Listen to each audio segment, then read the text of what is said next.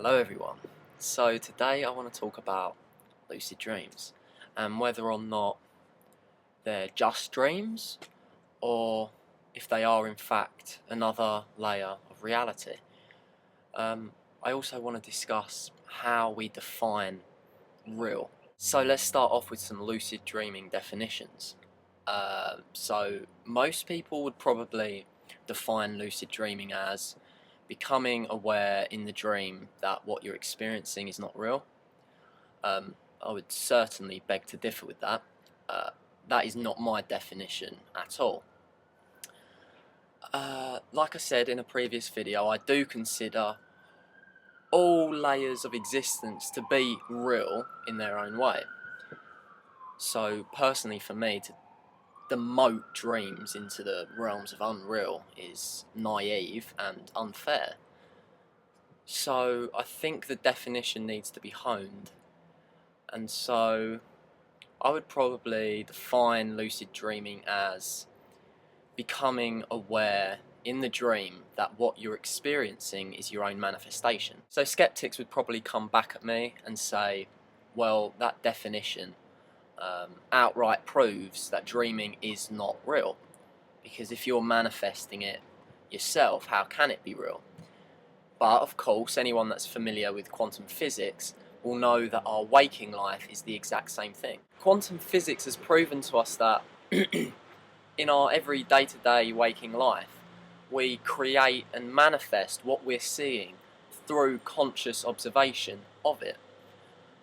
This is scientific fact. Therefore, if you consider that our dreams are not real because we are creating them, we are manifesting them, then you must also accept that our waking life is also not real. So at the moment, with the evidence I've presented so far, we must all accept that either our waking life and our dream state are both unreal, or that our waking life and dream state are both real. Because so far, like I said, with the evidence I've presented, there is no distinction between the two whatsoever. Interestingly enough, scattered throughout history are clues that our elders actually did believe that our waking life was also a dream. So many things in myths, in nursery rhymes. So let me think of one right now. Okay, well, the first one that springs to mind is the nursery rhyme that goes, row, row, row your boat gently down the stream. Merrily, merrily, merrily, merrily, life is but a dream. So many of us have sung that little nursery rhyme either to our kids or we've heard it from our parents, and I would wager a bet that 95% of us have never really properly taken in those lyrics and analysed them. So hey, maybe none of this is real. Maybe everything is just a dream. But it's not just as simple as that, because what does it mean for something to be a dream? Does that automatically demote it into the realms of unreal? Not necessarily. And that's the point I'm getting at. We need to try and define the term real. But before I do that, let's discuss something else quickly. Let's talk about the science behind perception, our perception in waking life. Anyone that has done any research into perception will know that everything we are seeing is actually just a construct of the brain. We don't actually see with our eyes, we see with the brain. So everything we perceive is just our mind's take on what's out there. It's not actually what's out there. Because whilst we're in these bodies, we're stuck in here. We have never actually left our brain. There is no way of getting out. Well, there is, arguably, if you believe in OBEs, which I do. But let's not even go there right now. Let's just stay in the physical. So we all have to accept, through scientific fact, that we are stuck within here. We cannot get out of here. So like I said, everything we perceive is merely our brain's take on what's out there, not what is really, truly out there. So to put it simply, everything we see and experience is actually happening within ourselves, not without. An easy way to prove to yourself that what we're seeing is an edited view of reality is to do some research into the colour spectrum. We only see a very, very tiny amount of what's really out there.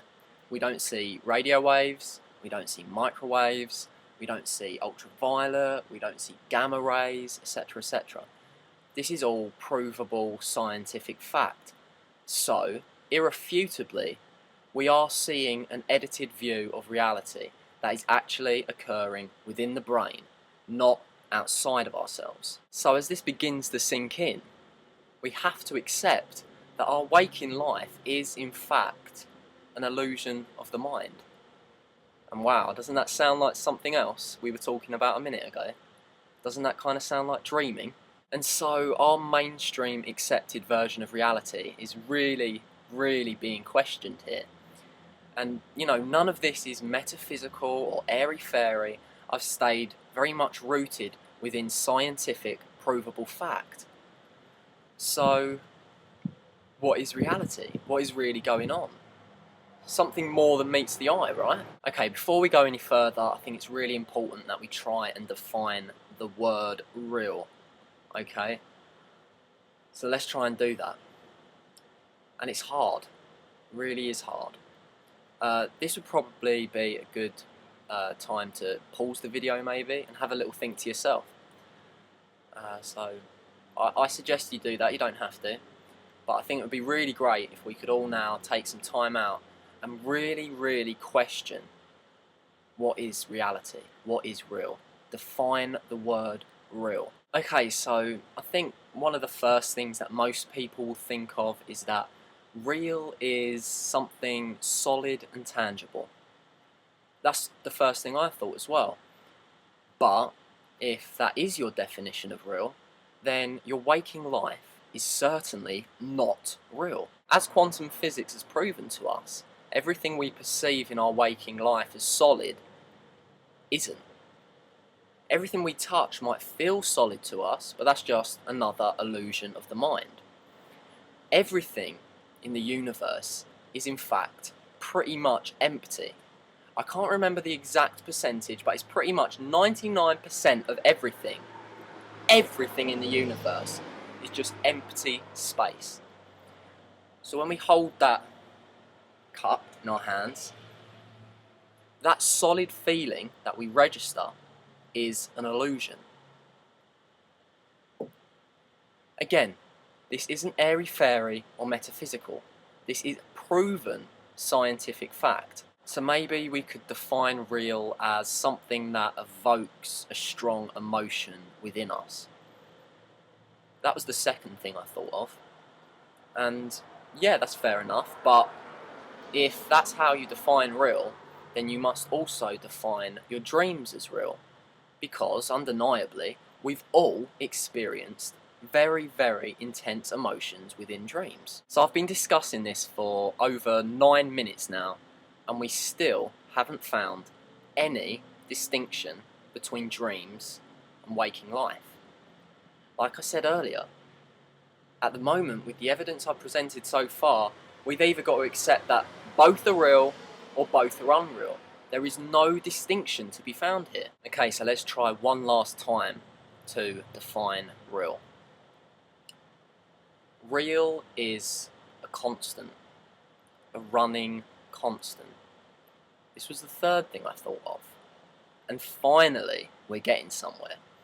Because yes, our waking life does seem to have a more coherent, cohesive flow compared to our dreams.